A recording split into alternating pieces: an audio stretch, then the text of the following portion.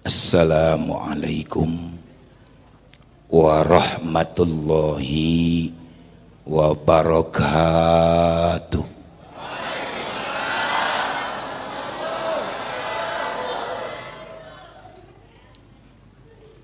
Bismillahirrahmanirrahim. Alhamdulillah.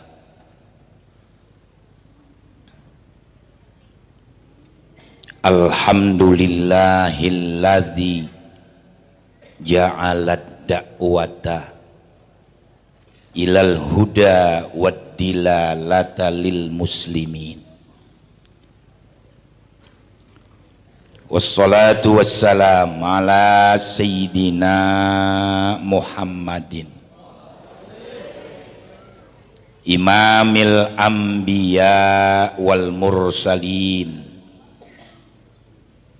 wa ala alihi wa ashabihi wattabi'ina lahum bisanin ila yaumiddin.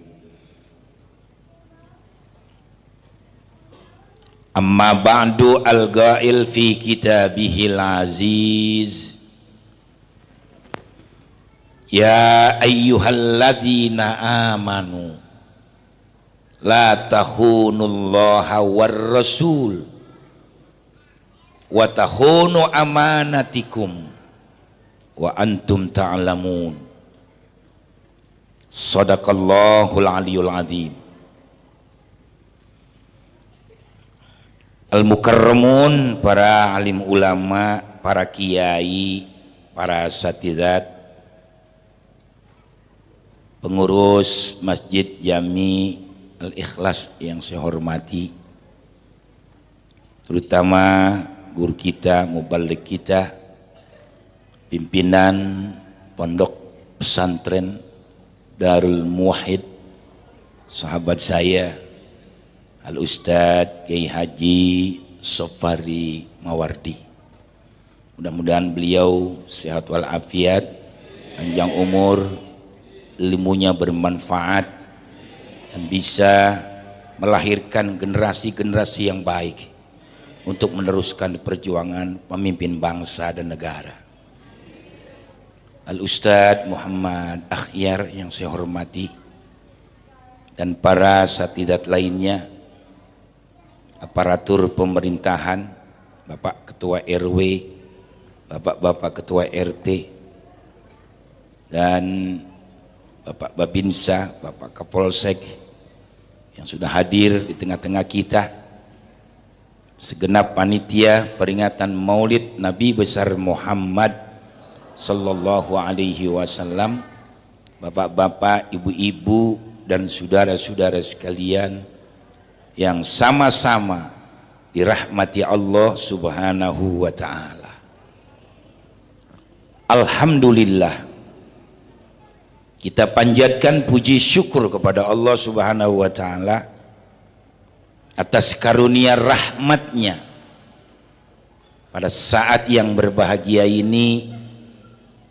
Kita berkumpul di masjid yang mulia ini dalam rangka turut serta mensyiarkan agama Islam melalui peringatan maulidnya Nabi besar Muhammad sallallahu alaihi wasallam. Mudah-mudahan kita yang hadir semua pada saat ini mendapat rahmat, barokah, dan maghfirah dari Allah subhanahu wa ta'ala. Amin, Allahumma amin.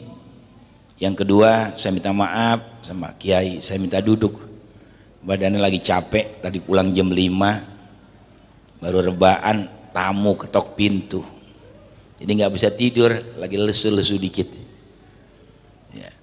Jadi saya minta duduk, dan alhamdulillah sudah banyak disampaikan oleh beliau. Kalau ini kita cerna, kita terapkan, hebat ini Indonesia. Benar saudara-saudara. Coba orang berzina, rojam sampai mati, ada nggak besok yang berzina? Nggak ada. Takut semua. Kalau bujang sama bujang berzina, cambuk 100 kali. Kalau yang sudah punya istri, punya suami, rojam, dipendam seleher. Kalau Mama Dede salah, sepuser. Mama Dede salah itu dia. Kalau dia bilang di rojam itu sepuser, Ustaz, salah. Rojam itu satu leher. Dan dipendamnya harus di jalan. Orang lewat ketok, orang lewat tendang, orang lewat siram, sampai modar sudah dia. Tuh begitu hukum rojam. Jadi biasa nggak ada yang berani lagi. Masya Allah nih kalau kiai ini pidato tadi diterapkan, mudah-mudahan kiai besok bisa pidato begini di depan presiden tuh kalian. Amin ya rabbal. Ya kalau saya sama-sama kiai, sama-sama mendukung. Beliau punya pesantren, saya punya pesantren. Saudara-saudara, dan sama dengan saya misinya. Kalau saya ada kiai ngomong yang ngawur, langsung saya gecek terus sekalian. Termasuk aparat, nggak ada urusan kalau saya. Kalau saudara sekalian sudah menyimpang dari Al-Quran. Semangat ya. Mudah-mudahan besok pergi umrah lah, gue doain. Ini satu contoh ya. Orang yang minum hukumannya dicambuk 80 kali. Kalau dicambuk itu orang minum saja, kalau narkoba berat. Setelah dicambuk diasingkan, tidak boleh tinggal di kampung itu lagi. Itu hukum Islam. Saudara-saudara. Tapi hukum mencuri tidak semua harus dipotong. Di sini ada persoalan. Karena di zaman Sayyidina Umar ibn Khattab radhiyallahu an, ada orang yang mencuri, tertangkap basah dan diadili dan divonis harus dihukum potong. Faqta'u aydiyahuma jazaa'an bima kasaba. Belum sempat dipotong tangannya, datang Al-Imam Ali karramallahu wajhah. Ditanya, ada apa ya Amirul Mukminin? Ini maling ketangkep basah. Sudah kau adili? Sudah. Sudah kau vonis? Sudah. Cuman belum dilaksanakan hukum. Apa kata Sayyidina Ali? Sudah kau tanya, kenapa sebabnya dia mencuri? Belum. Tanya dulu. Ditanya, kenapa kamu mencuri? Saya bekerja dengan majikan, gaji saya tidak pernah dibayar. Tapi Islam jangan sebelah pihak, harus dua-duanya dipadu. Kalau bapak-bapak punya anak perempuan, punya suami, berantem ngadu, terima dulu anak kita, nanti biar suami juga laporan, dipadu. Orang kalau laporan maunya bener sendiri, betul-betul. Nggak bakal dia mau jelekin dirinya, tidak mau. Pemilihan gubernur aja kemarin ceritanya kan Ahok menang nih, ceritanya padahal bohong semua itu. Nggak ada, nggak mungkin dari kalian. Kalau mau jujur 10% aja sudah hebat dia. Orang lagi bermasalah, Ustadz aja juga kalau punya salah di kampung nggak laku, apalagi Ahok. Ini sementara dia menang. Kenapa dia menang? Dia mau ngusut kepada KPU, nggak puas, maunya satu putaran.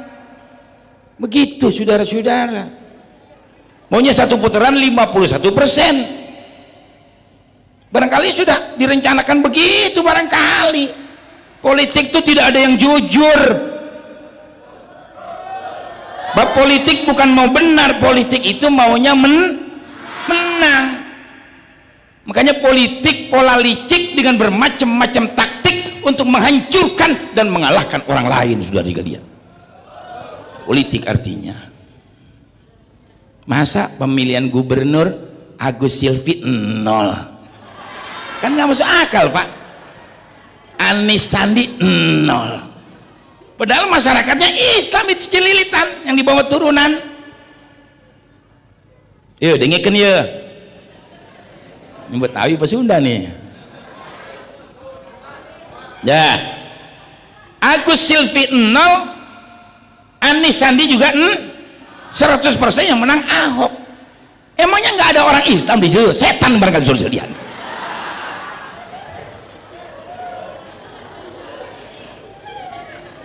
Begitu saudara-saudara. Artinya di mana ada banyak orang Islam, pasti di situ ada 1-2 juga orang di luar pasti ada. Di situ banyak umat di luar Islam, ada juga di situ orang saksinya saja sudah Islam itu berapa orang? Pasti ada dong 1-2 yang nyoblos itu mestinya. Ada apa di balik itu? Ada batu di balik udang. Kalau ada udang di balik batu, udangnya kecil-kecil. Kalau ada batu, ada udang di balik batu, udangnya kecil-kecil. Kalau ada batu di balik udang, udangnya gede-gede.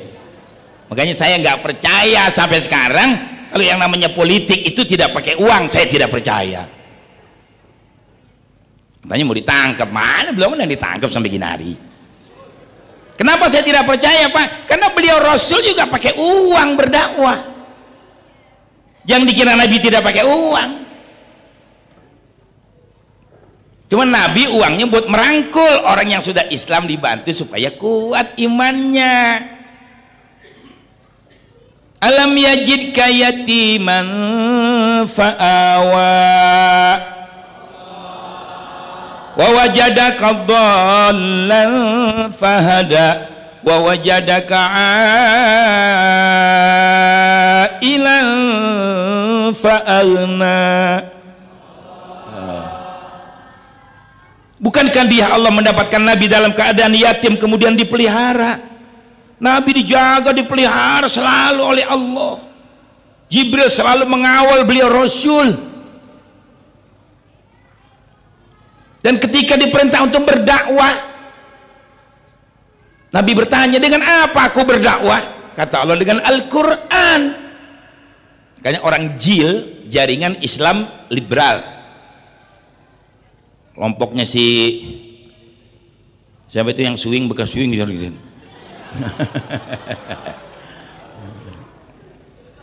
Itu sama dengan saya, sebetulnya satu alma mater, sama-sama dari Gontor. Ya, saya keluar bareng dengan mantan pimpinan PKS Hidayat Nur Wahid, doktor, saudari sekalian. Hidayat Nur Wahid itu satu liting dengan saya, sama-sama 6 tahun di Gontor. Kemudian dia lebih pintar dari saya. Ini dia terjunnya ke politik. Kalau saya memang sudah dididik Quran dari kecil, alhamdulillah jadi mubalik. Ya. Dan sekarang sudah 30 tahun saya di panggung dakwah. Ya, pengalaman macam-macam. Pernah sidang di Kodim, pernah di sidang di Kodam, pernah di sidang di Komdak 3 hari, pernah. Ya, zaman Orde Baru. Pernah dikeroyok sekampung, sudah. Pernah dijaga sama tentara 1 truk, sudah siap tembak semuanya. Tapi alhamdulillah saya berjuangnya lurus karena Allah. Sampai sekarang saya dipelihara oleh Allah Ta'ala, amin. Nah, baru kemarin saya dapat laporan, tadi malam saya di Pasar Induk, ketua musolanya itu kebetulan masih saudara sama saya. Ada seseorang datang, jangan dengerin Abu Hanifah, habis terima uang 750 juta begitu. Setan tuh manusia itu kalian. Macam-macam, hati-hati. Makanya in ja'akum fasikun binaba'in fatabayyanu.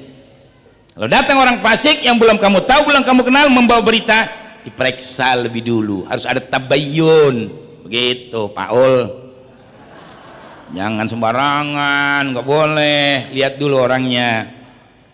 Ya, saya kembali saudara-saudara.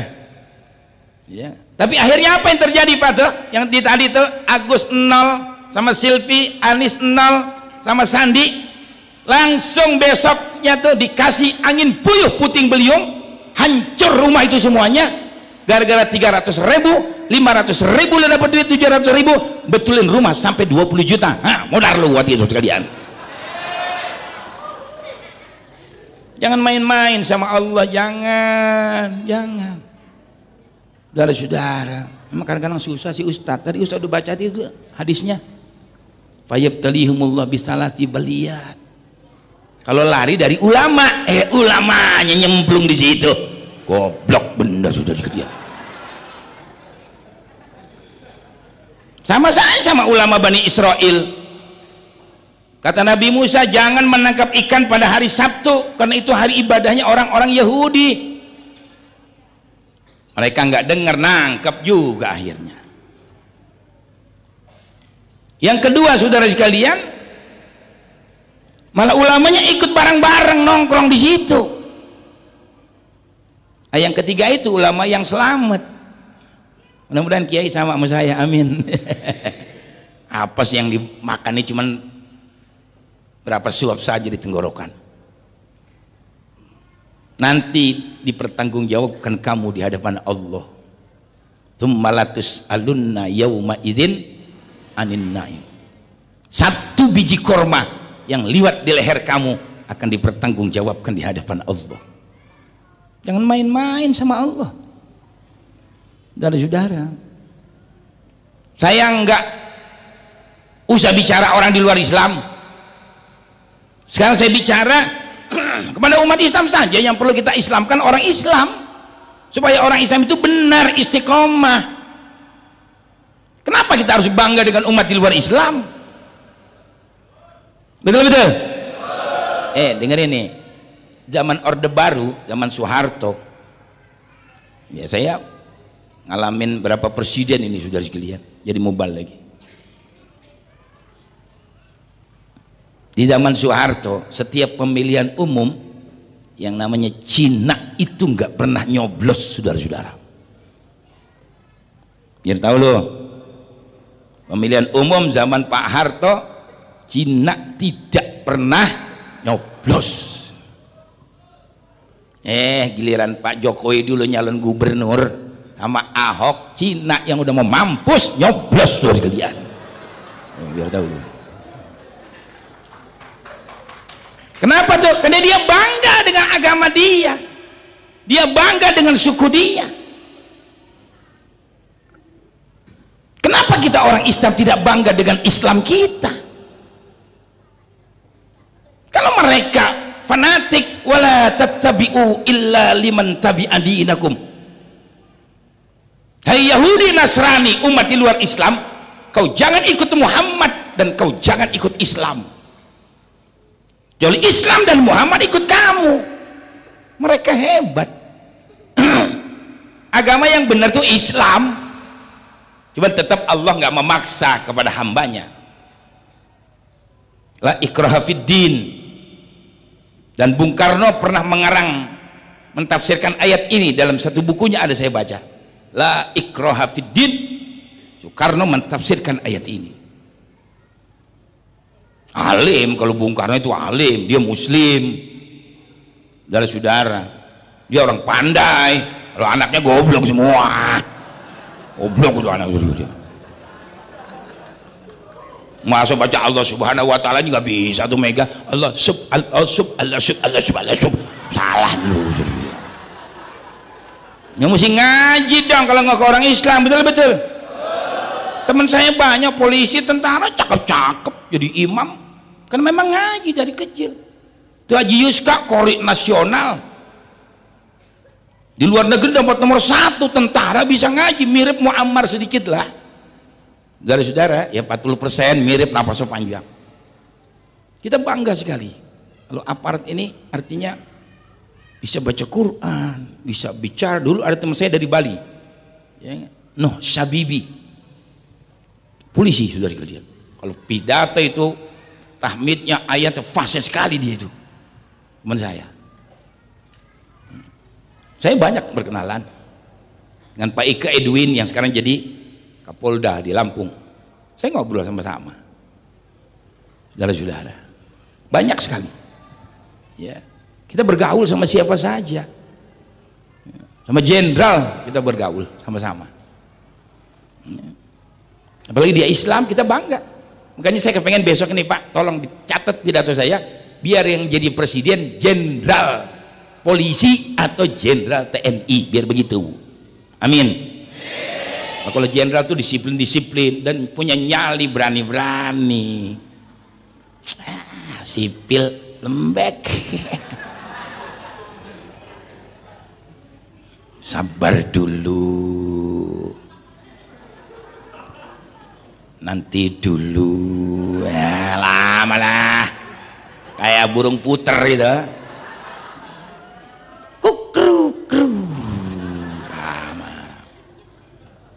Pak Harto doang yang berhasil jadi pemimpin di Indonesia.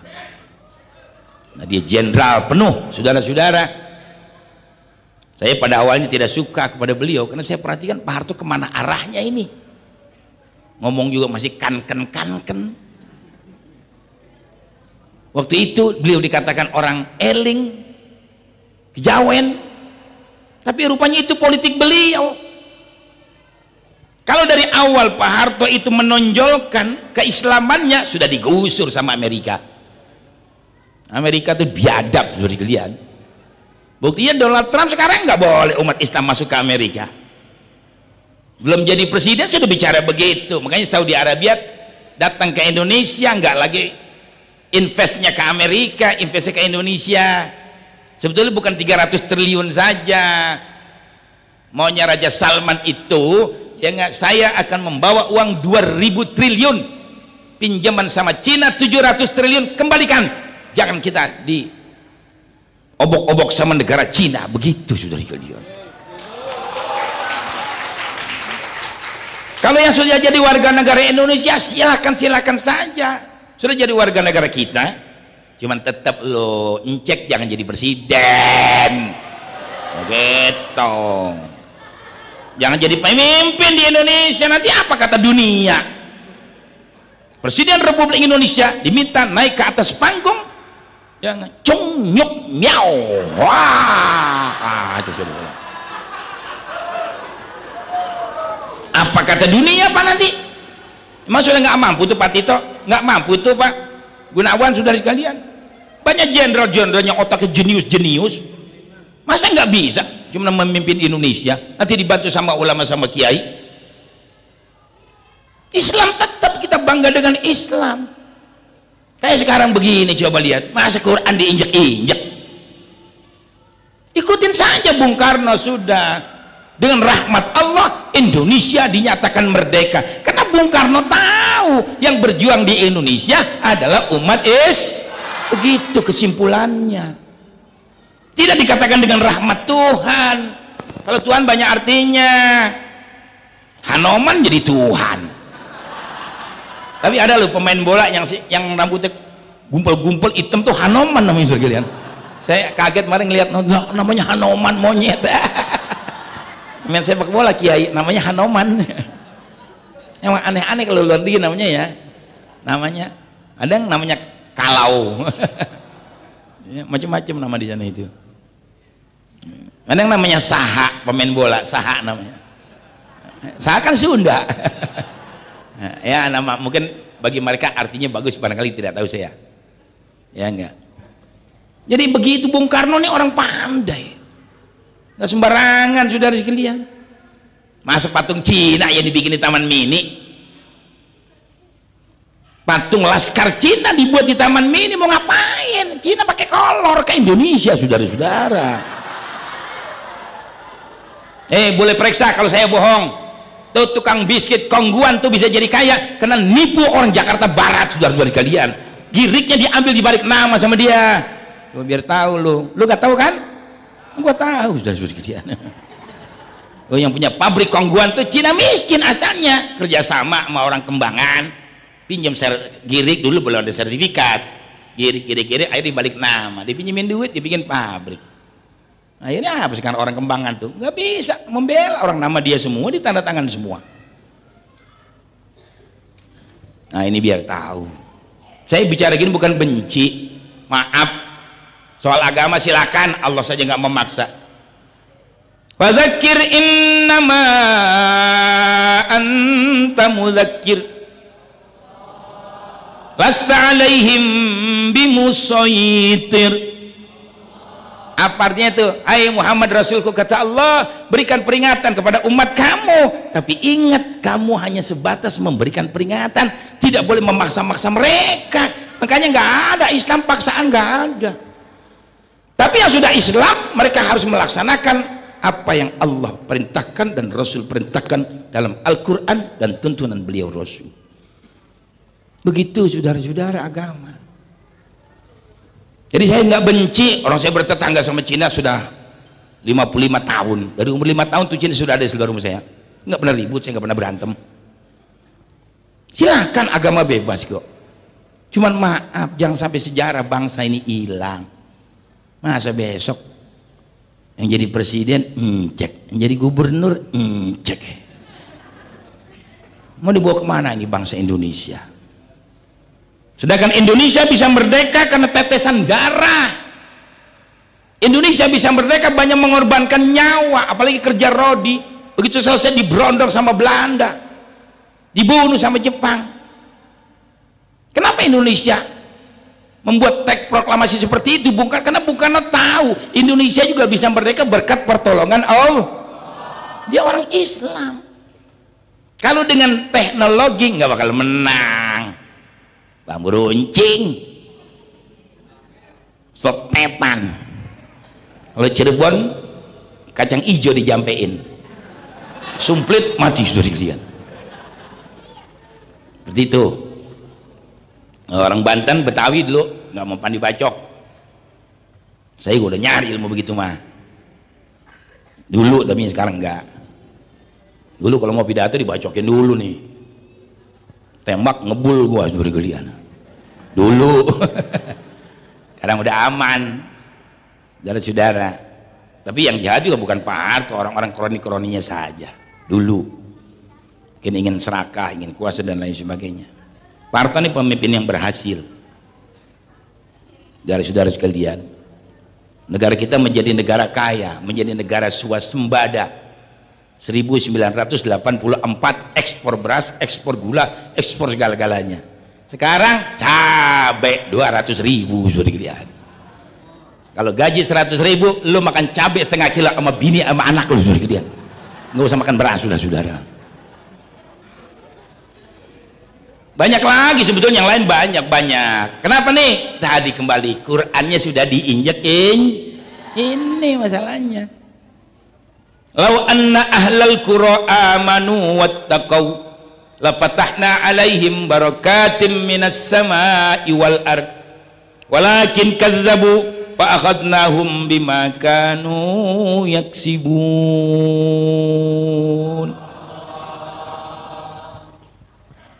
Jika seandainya penduduk negeri Indonesia beriman, bertakwa semuanya, ya enggak, yang Islamnya dah, kita nggak bicara luar Islam, beriman, bertakwa. Karena syarat pemimpin di Indonesia dari zaman Bung Karno, Pak Harto terus sampai selanjutnya, pemimpin harus Islam. Sejarah ini tidak boleh dilupakan. Pemimpin harus Islam. Bahkan ditambah ada orang Jawa, benar tuh sudah dilihat. Saya setuju orang Jawa jadi presiden, jangan Betawi. Kalau Betawi jangan jadi presiden, Pak. Nggak bisa, Pak, gede ambek. Saya orang Betawi soalnya, ya. Kadang-kadang Betawi itu kalau kesinggung sedikit marah, ngambek, nggak balik-balik seperti dia. Jadi memang begitu syarat presiden di Indonesia, harus Islam, harus Jawa. Ditambah lagi saya sekarang kepengen ini jenderal sudah, baru wakilnya sipil gitu kan, cakep kalau begitu. Paling besok nih Prabowo bisa gandeng sama Roma, wah keren. Partai mau udah nggak ada yang bener, Pak Ul. Partai sudah tidak ada yang bener. P3 brengsek, Golkar brengsek, kalian. Nasdem, Hanura brengsek, PDI brengsek, semua brengsek, saudara. Nah, lu ngotot sama gua santet lu. Gua bisa matiin orang dari rumah, terus terang aja, saudara-saudara. Hei panitia, lapor sama saya. Ada preman-preman brengsek. Gua kerjain dari rumah seminggu, paling lama 40 hari. Lu masih sayang nggak sama bini lu, masih ada nasi apa enggak? Saya pernah diusir Cirebon seminggu, mati itu camat ngusir saya. Saya tidak boleh pidato, tidak boleh baca doa, tidak boleh nginep di sweeping, pulang ke Jakarta. Cirebon bukan punya Abu Hanifah, begitu. Masa gua pakai jubah diusir? Lah aparat saja nggak berani kalau kiai pakaian begini rapi. Ya hormat saudara sekalian. Diusir saya. Saya tanya apa nih? Hei panitia, siapa itu? Pak Camat. Waduh, berani bener dia, saya bilang. Tunggu seminggu, telepon saya sembahyang hajat, saya sembahyang tahajud, saya baca Hizbun Nasr, saya baca hizib dari guru saya tuh, khusus tuh hizib buat matiin orang, begitu tuh sekalian. Makanya bapak polisi kalau ada preman-preman yang sulit ditangkap diapain, bawa ke saya aja, saya matiin dari rumah sekalian. Udah banyak alhamdulillah. Seminggu telepon panitia, yai camatnya mati, bukan mati tabrakan, mati sakit di kantor lagi diuduk. Tuh makanya santet gue lebih hebat sudah di kalian. Kalau mau gue minta gue kasih nggak apa-apa, tapi jaga, awas hati-hati nggak boleh sembarangan. Ini dari Abuya Kiai Haji Bustami Cisantri, kasih saya. Jarok Haris dipegang angus sama guru saya Kiai Haji Bustami itu. Akhirnya nggak bisa berobat kemana aja, beliau sendiri yang kasih air. Nggak ada yang berani kalau saya di Pandeglang, jangan ganggu Abu Hanifah, anak saya. Begitu beliau. Beliau tuh dihalangi pidato, dia buka jasnya gantung sendiri. Ilmu apa itu sudah lihat? Itu Abu Bustami pak ilmunya itu, masya Allah itu. Sekarang Damin Sada, wah hebat tuh, yang menantang GMP itu ya, GMP ya, nah itu saudara-saudara nggak berani tanda tangan perjanjian sama Bakapolda, ayo tarung di lapangan, kalau ada yang mati tidak boleh dituntut. Takut sih si Fauzan nggak berani yang nyeksa orang FE di Bandung, akhirnya kan diparahin, cuma ditempelin doang kan pingsan. Bagaimana digampar lo buat gitu. Memang itu ada pak dalam Islam ilmu begitu. Itu di Bekasi orang-orang yang suka makan paku beling, mejeng-mejeng begitu ya, di mana kepret sama Damin Sada itu. Ya, Damin Sada namanya. Saudara-saudara, dia siap menghadapi itu bukan atas nama partai, ormas, golongan, atas nama umat Islam. Artinya apa? Supaya umat Islam jangan diganggu. Ayo kalau mau majukan negara sama-sama, betul-betul. Begitu maksudnya. Jangan orang pinter digusur kayak Rizal Ramli. Cuman bicara reklamasi. Jangan Jakarta ini harus giant semua, supermarket semua. Nanti siapa yang mau belanja? Termasuk reklamasi ini sudah punya Cina semua. Nanti jangankan rakyat, pemimpin, pejabat tidak bisa masuk ke reklamasi. Mau jadi apa nanti reklamasi itu? Kalau emang mau betul-betul jadi warga negara Indonesia, ya nggak diatur yang baik. Jangan Cina semua di situ, Pak. Blok lu dari kalian. Saya kadang-kadang suka begini Kiai, tapi saya jihad, nggak benci. Semua kepengen Indonesia ini baldatun thayyibatun wa rabbun ghafur. Akhirnya saudara sekalian apa? Pak Harto kan berhasil bangun 1000 masjid. Bukan 1000 masjid saja Pak Harto membangun. Di Amerika bangun masjid pribadi, di Rusia bangun masjid pribadi, di Bosnia bangun masjid pribadi, Aten bangun masjid pribadi. Jangan saudara tanya duit dari mana. Waktu saya di Gontor, Pak Harto datang ke sana, saudara sekalian, masjid Gontor, sepertiga masjid Gontor Pak Harto yang bantu saudara-saudara. Jangan tanya duit dari mana. Yang penting beliau perhatian terhadap Islam itu hebat. Kalau soal korupsi mah nggak bakal hilang. Anak yatimnya duitnya diembat, masjid duitnya diembat, no di laut. Alhamdulillah ada guru kita Kiai Haji Muhammad Ahyar, mudah-mudahan masjid sudah bagus. Cuman juga saya tolong minta nih pengurus masjid, ustadznya diperhatikan gitu. Ustadz kalau sini tahlil kasih 200.000, paling jelek 150 kasih. biar besok dapurnya cukup. Ustadz tahlil gocap gitu, pulang ditanya sama istrinya, berapa tadi amplopnya? Tuh buka 50. Wah gila, tahlil 50 udah berbusa mulutnya.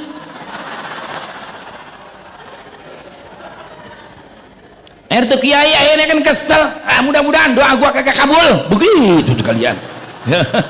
50.000 lo menyawer berani bener lo mau orkes dangdut sama kiai. Orang kasih makan kiai itu orang beriman bertakwa. Khotib nih masjidnya bagus tapi emang kurang panjang saja, tapi cukup sudah. Pemasukan berapa? 2 juta, kasih khotib 500.000. paling jelek 300 ustadz kasih khotib sini. Jadi semangat dia. Ini kadang-kadang emang ada yang ngacak-ngacak, aliran pahamnya lain. Tuh khotib tidak usah dibayar. Gitu. Kalau bayar jual agama. Itu mau balik, ya enggak. Kiai Mawardi jangan dibayar. Abu Hanifah itu jual agama. Gitu. Tahlil jangan dibayar, itu jual doa. Ngajar jangan dibayar, jual ilmu. Enggak ada kiai jual ilmu, jual doa, jual agama, enggak ada. Sudah dilihat. Kalau mau dijual sama dunia enggak kebayar. Tidak akan terbayar kalau mau dibayar sama dunia. Satu ilmu kita dapatkan lebih baik daripada 1000 rakaat sholat sunnah. Bayangkan, sudah dilihat. Cuma kita ngerti ustadz bukan malaikat, dia manusia. Kiai ikhlas, saya ikhlas, ilmunya ikhlas, resikonya mati. Tapi kan ini kain mesti dicuci besok ke sabun. Mau gua gratis di warung sabunnya? Ini tenggorokan kan nih sakit ini, radang. Beli permennya aja mahal tuh, yang bolong-bolong, belum lagi ngupas jeruk nipis sama kecap. Itu salah obat saya itu Pak, dari Habib itu kasih. Tenggorokan sakit itu kecap sama jeruk nipis, insya Allah. Belum lagi gula asem. Dirawat ini, tidur mesti cukup siang. Ini sorban nyucinya di laundry, Paul. Cuci di mesin rontok. Nah itulah makanya hormatin. Tuh, Bapak polisi berjuang tuh, nangkepin teroris, nangkepin preman, ikhlas demi negara juga mengabdi kan tadi kata Kiai sama. Tapi kan besok dia, saudara sekalian, harus makan yang bergizi. Kadang-kadang kurang tidur. Ya maaf juga Pak, Bapak polisi kadang-kadang lagi mau senang-senang mau bini, dapat telepon dari komandan, udah buka baju, nggak jadi berkelian. Bisa begitu, tanya saja, sama saja, sama semuanya. Saya aja kiai sering begitu, lagi senang-senang mau bini nih, ya baru endus datang tamu, assalamualaikum, ya gagal lagi urusannya. sama jadi orang laki harus lincah, harus gesit. Jangan dia orang laki ngerokok enggak, ngopi enggak, nyusuk enggak, ngeteh enggak, air bening melulu. Apa gizinya? Kambing nggak doyan, sapi nggak doyan, ayam nggak doyan, makanya terjengki melulu. Lemes. Baca Al-Quran tuh, kulu mimma fil ardi halalan thayyiba. Itu bukan ya ayyuhalladzina amanu, ya ayyuhan nas, karena untuk seluruh manusia, bukan saja beriman. Kulu mimma fil ardi halalan, makan apa yang ada di bumi yang halal, yang thayyib, yang bergizi. Madu minum tuh biar sehat. Nah madu juga bisa membangunin si koboi, madu. Hei bocah diem lo. Minum.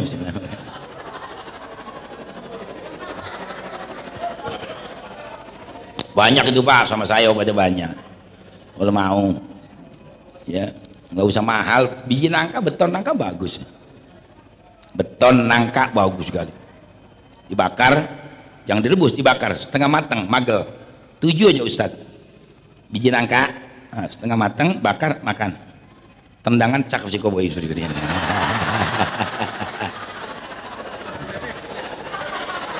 Nggak usah kudu-kudu mahal. Ada lagi Mu'alim Tabrani Paseban, termasuk gurunya Mu'alim Syafi'i Hazami juga, gurunya Habib Alwi Jamul Lail. Apa nih, dengerin ya, selingan biar segar.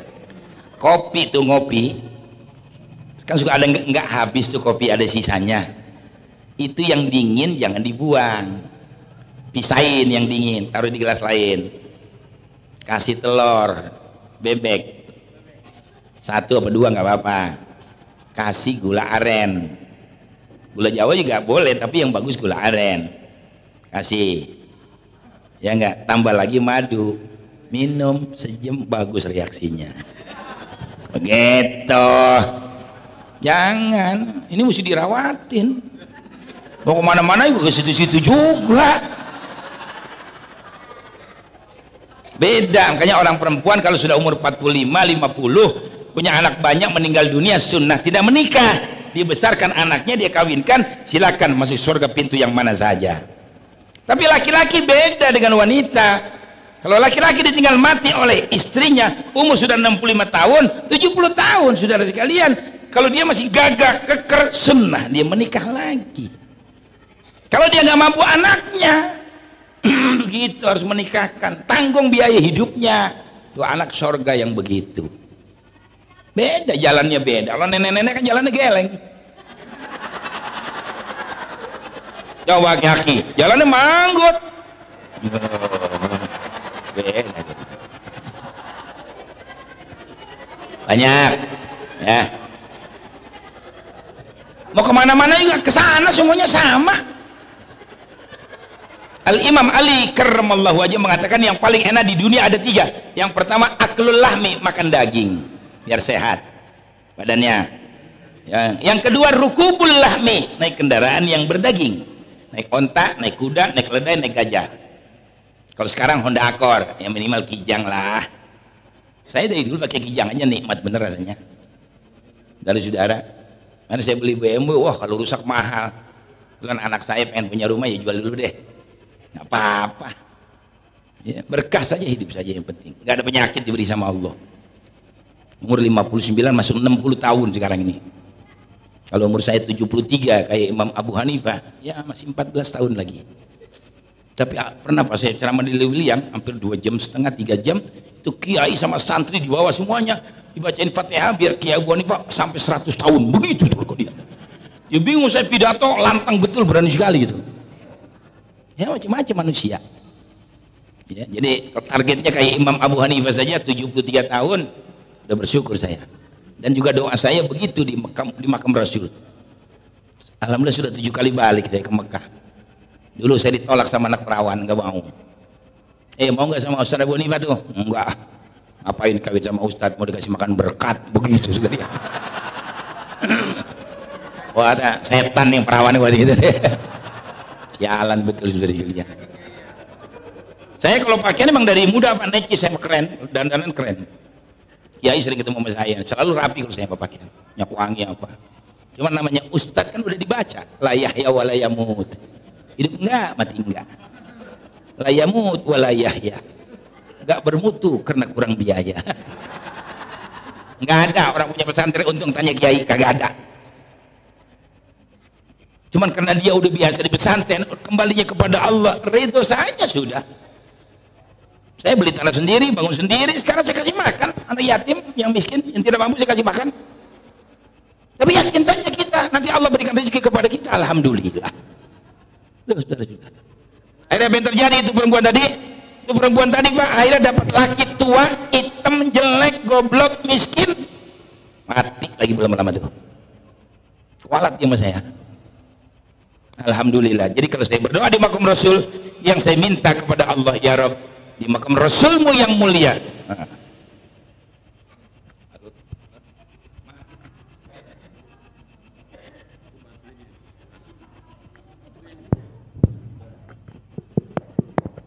Halo.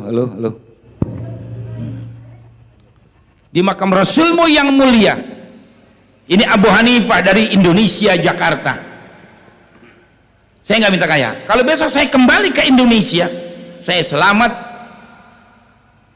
saya tidak berguna buat agama dan umat, kau matikan saya dalam usia muda-muda. Sumpah saya, kalian boleh jadi saksi lagi hidup semuanya. Jadi kalau cuma mau duit, dari kemarin, buat apa sudah? Nggak ada. Dan saya heran kalau ada kiai punya pesantren masih mau makan duit setan, bingung saya. Ada Habib ngaku Habib masih doyan duit setan, bingung saya ke dia. Jangan. Semua perlu uang, tidak ada yang tidak perlu uang. Betul-betul? Iya. Nggak usah khawatir. Ustadz nih kalau cuma ngajar berapa duit sih? Di kampung ngajar 200.000. Guru saya bilang begitu dulu, Abu Hanifah, jangan ngomong duit kalau ngajar di majelis taklim. Di pesantren jangan mengharapkan uang. Berjuang biar benar. Nanti rezeki di mana-mana Allah Taala kasih. Alhamdulillah undangan saya ke Kalimantan, Lampung, dari sekalian, Sulawesi ada sekali-sekali. Apalagi yang namanya Jakarta, Jabodetabek nggak pernah habis. Bangun malam, bakti orang tua, cinta sama guru, insya. Nah, jadi yang kedua aklul lahmi, ya, rukubul lahmi, dan yang ketiga idkhalul lahmi fil lahmi, masukin daging ke dalam daging, gitu. Ini jangan nggak punya bini jadi orang, jangan. Orang nggak punya bini jadi goblok, jalan juga ngelamun. Orang nggak punya bini nunduk jalan gitu. Jangan, mesti punya istri. Kalau punya istri gesit beda, apalagi dua bininya, semangat istri kalian, gesit nyari duitnya. Tapi diukur segala sesuatu, terutama orang laki nih, ya enggak, jangan asal kawin-kawin aja loh. Bahagiakan dulu istri kita, anak kita, bikin rumah, beli mobil, anak sekolahin biar pada benar, beli kendaraan. Begitu, apalagi orang perempuan hidupnya banyak tantangan di kampung. Lihat tetangganya maju, sakit kan, dia mah begitu. Orang perempuan. Udah rata-rata Pak, orang perempuan masih iri, pulang dia ngadu, dia cerita. Selalu kan perempuan kalau cerita tentang kekayaan orang, kehebatan orang gitu. Jarang bersyukurnya, makanya di neraka banyakan perempuan begitu. Kenapa ya Rab, di neraka itu banyakkan perempuan waktu diputarkan filmnya itu surga neraka? Kenapa? Karena wanita tidak bersyukur dengan rizki yang diberikan oleh suaminya. Itu sebabnya. Dia sholat, dia puasa, dia ngaji, dia bermacam-macam. Jadi nggak bersyukur. Nah makanya suami kalau lagi dapat gedean, perhatikan istri kita. As-shadaqatu ala dhuhri ginan wabda biman ta'ulu. Sedekah buat orang yang punya kelebihan. Istri kamu sayangi, perhatikan. Apalagi kalau dia sering lihat tetangga emasnya gonta-ganti, sakit, jangan lu bawa ke dokter, enggak baik. Lu bawanya ke toko emas, lu beliin 30 gram, langsung darah tingginya turun, panasnya turun, seperti dia. Ibu saya sudah 71 tahun, saya pakai emas, mintanya 5 gram, habis dapat celengan apa arisan saya nggak tahu. Dia minta sama saya, Ji anterin nyak besok ngapain, beli emas berapa gram, 5 gram, loh banyak duitnya, saya kata gitu. Boleh nebuk celengan. Sama yang lain nggak mau, enggak, saya suka godain ibu saya. Ayo berangkat, saya antar toko emas. Duitnya dikeluarin bonto-bonto, duit jadi celengan. Nenek-nenek melas dari sekali, masya Allah. Anaknya banyak, ibu saya 11, saya nomor 7.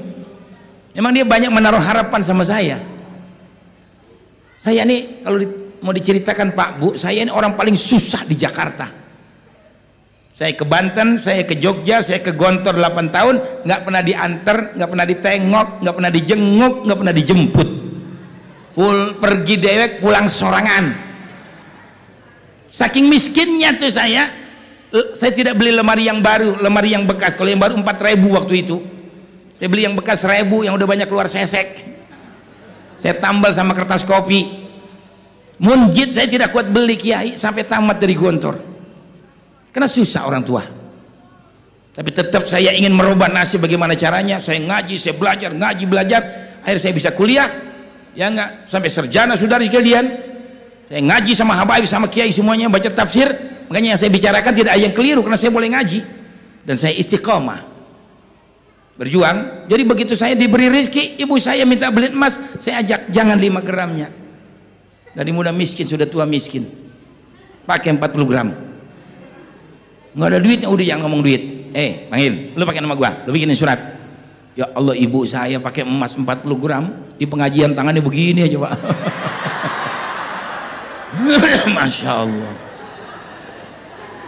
Sampai ibu-ibu jamaah taklim datang ke rumah saya. Banyaklah yang saya lakukan, bukan satu, karena saya memang betul-betul ingin membahagiakan orang tua seperti itu. Makanya setelah saya bawa pergi haji ibu saya, dia sudah pergi haji tahun 76, saya berangkat tahun 87, 92, 94 saya tidak ingin pergi haji karena saya banyak urusan yang lain. Tahu-tahu ibu saya minta pergi haji, gue pengen pergi haji lagi biar enak. Nggak ada yang jawab lagi. Ya sudah, berangkat, ini uangnya. Siapa yang ngantar? Nggak ada lagi. Sudah, saya yang ngantar. Tuh, mau di Raudhah, mau tawaf di Ka'bah, saya jaga betul ibu saya. Pulang ke rumah minta kalung lagi aja, suruh dia ngajak ke toko emas lagi aja. Ji, pengen pakai kalung gue besok pulang dari Pondok Gede. Ayo berangkat. Yang mana, model mana? Ayo beli, saya bayar. Ibu saya bahagia sekali. Apa yang terjadi? Nih dengerin. Pulang bisa beli tanah yang sekarang buat pesantren, kalau dijual 6 miliar tanahnya. Jakarta mahal. Bisa bangun rumah, bisa bangun pondok pesantren, dan keberkahan sampai saat ini saya bukan dikasih makan sama santri yang gua kasih makan sebetulnya ke dia yang tidak mampu. Berkah orang, makanya sama orang tua biar pada hormat, kasih orang tua, bantu orang tua. Tidak ada manusia yang paling sayang kecuali ayah dan ibu kita. 1000% sayangnya. Di mulut macan diambil, di mulut buaya diambil. Anak kena narkoba ditangkap sama bapak polisi, dijeblosin penjara, emaknya nangis-nangis jual tuh kontrakan 3 pintu buat nebus. Tuh, coba lu, mak lu sakit, bapak lu sakit, ya nggak lama nih makannya, dikit lagi dah. Anak sekarang modelnya begitu, apalagi yang laki paling tua. Wow, kebetulan bapaknya sakit, besok dia mati nih, warisan gua yang ngatur. Wah, tuh Betawi lagunya tengik kemudian. Warisan aja kerjaannya, saudara-saudara. Saya nggak dapat warisan, saya berkah hidup, saya berikan kepada adik-adik saya. Mari hormatin ibu, hormatin orang tua. Ridho ilahi, karena ridhonya. Murka ilahi, karena murkanya. Teloleng. Nah, jadi ustadz jangan tegang. Sama semuanya, apa jangan tegang. Jadi ada nyantai. Tentang ustadz sholat ngaji, baca kitab mutolaah, nggak pernah pakai celana, sarung terus, nggak pernah lihat TV, nggak pernah lihat bola, nggak pernah kondangan, nggak pernah ke pasar, ya nggak kemana-mana pakai tasbih. Subhanallah. Saya mah Pak kalau duduk begini ini ada ustadz pakai tasbih, gue mah nggak percaya udah dilihat. Ustadz goblok gitu dia. Bukan tempatnya, betul. Lagi ngaji-ngaji, lagi ngobrol-ngobrol, tadi rumah sendirian. Wa qumu lillahi qanitin. Saya tahajud di rumah 100 ayat 1 rakaat saya kerjain. 100 ayat 1 rakaat. Saya banyak hafal Quran. Kalau saya capek 50 ayat, karena ada hadis Nabi, siapa yang sholat tahajud 100 ayat akan diangkat dia, derajatnya dicatat orang-orang yang bertakwa. Tapi hampir rata-rata setiap saya tahajud 1 rakaat 100 ayat yang saya baca. Alhamdulillah banyak hafal Quran dari kalian. Kita minta kepada Allah Subhanahu wa taala begitu. Ya. Jadi mari besok nih orang tuanya hormatin. Amin. Ya Rabbal alamin. Enggak ada orang yang paling sayang kecuali ayah ibu kita. Doa ibumu dikabulkan Tuhan dan kutukannya jadi kenyataan. Kan gitu ya? Bila kau sayang pada istrimu, lebih sayanglah pada ibu. Enak aja Om Irama udah pokoknya. Dia orang pintar, makanya dia sekarang bikin partai mau jadi presiden. targetnya presiden ya wakil presiden. Ya kalau dia jadi wakil presiden, besok Prabowo-nya barangkali yang saya lihat sementara ini bisa gandeng berhasil dari kalian. Jokowi mah gak usah, udah satu periode aja. Dari kalian banyak bala sekarang ini kesian rakyatnya. Udah cukup sekali aja. Besok biar ganti, biar semangat kita. Gubernur Ahok juga udah gak usah menang, besok kalah aja udah. Amin. Udah. Jadi punya semangat baru kita insya Allah begitu dari kalian. Ya enggak, yang dia janji katanya Jakarta enggak banjir juga. Bohong Ahok, sudah kalian bohong. Ya enggak, dibilang kan enggak banjir lagi Jakarta, ternyata dikepung banjir kemarin. Ya kalau besok berhasil nih, ya tapi nanti kita lihat calon yang lain lagi, ini baru yang ada sekarang. Umpama besok Prabowo bisa jadi presiden, karena dia punya cita-cita bagus untuk bangsa negara. Roma wakilnya, menteri agamanya Abu Hanifah. Wah, keren sih. Lalu gue jadi menteri agama, aliran-aliran biasa gue cemplung-cemplungin pergilian. Suka bikin ribut melulu, habisnya brengsek. Betul. Udah umat Islam jangan ribut lagi, bilangin. Kalau ada yang ribut-ribut masalah tahlil, masalah kunut, ya enggak masalah usolli, bilang enggak usah ribut. Udah lu nggak suka tahlil, ya udah jangan tahlil gitu, ngomong selesai. Kenapa sih? Lu nggak suka azan 2 kali, ya udah lu sekali aja azan sono. Orang punya dalil semua. Lu nggak suka apa lagi kunut, udah lu nggak usah kunut. Orang kunut nggak kunut juga, nah ribet sih kita. Buya Hamka di Masjid Asy-Syafi'iyah baca kunut sembahyang subuh. Buya Hamka kan Muhammadiyah itu, dari Bukit Tinggi terkenal. Ya, saya sering pidatokan di orang-orang Padang, saya bilangin. Buya Hamka terkenal tokoh Muhammadiyah, dunia kenal kenal Buya Hamka. Disuruh ceramah sama Kiai Abdullah Syafi'i Allah yarham. Ya enggak, dan sekaligus imam subuh beliau kunut. Begitu selesai ditanya, Buya kenapa kunut? Ya enggak, apa kata beliau? Ada apa emangnya? Takut batal? Enggak. Yang nanya bijaksana. Yang saya tahu kan Muhammadiyah tidak kunut. Apa kata Buya Hamka? Menghormati pendapat orang lain lebih baik daripada mempertahankan pendapat diri sendiri. Hebat Buya Hamka. Mudah-mudahan diterima amal ibadah perjuangannya.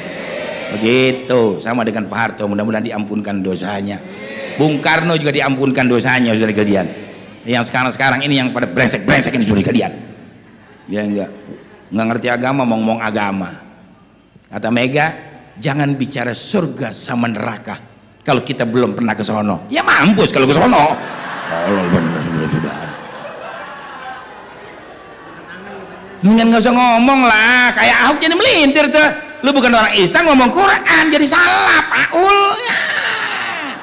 Gak usah, udah ada ahlinya masing-masing. Gak usah. Ya enggak. Kalau saya bicara saya rasa tujuannya untuk baik semua. Dari sekian untuk kesejahteraan bangsa negara, saya kepengen ini Pak. Pak Indonesia ini Masya Allah ditolong sama Allah bisa merdeka. Tentara sekutu datang, ya enggak. Jepang dibom atom, hancur Hiroshima. Belanda hengkang, Jepang dibom atom. Apa kata Kaisar Jepang kepada tentara Jepang yang sedang ada di Indonesia di luar negeri? Kembali ke negeri Jepang, karena Jepang sedang dilanda kesulitan, dibom atom oleh tentara sekutu. Saat negara kita kosong dari penjajahan Belanda dan Jepang, Soekarno Hatta segera memproklamirkan kemerdekaan yang awal mulanya di Rengas Dengklok. Betul, sejarah tidak boleh lupa. Yang awal mulanya di Rengas Dengklok akhirnya dipindahkan ke Jalan Pegangsaan dekat rumahnya Jan Parit, ketua P3 yang nggak bisa baca Assalamualaikum. Kalian apa kalian aja labrak semua udah. Ketua P3 Assalamualaikum bukan bayi bisa masih. Yang kalau mau jadi begitu belajar dulu sama Ustadz, atau dihafalin pelan-pelan kan bisa.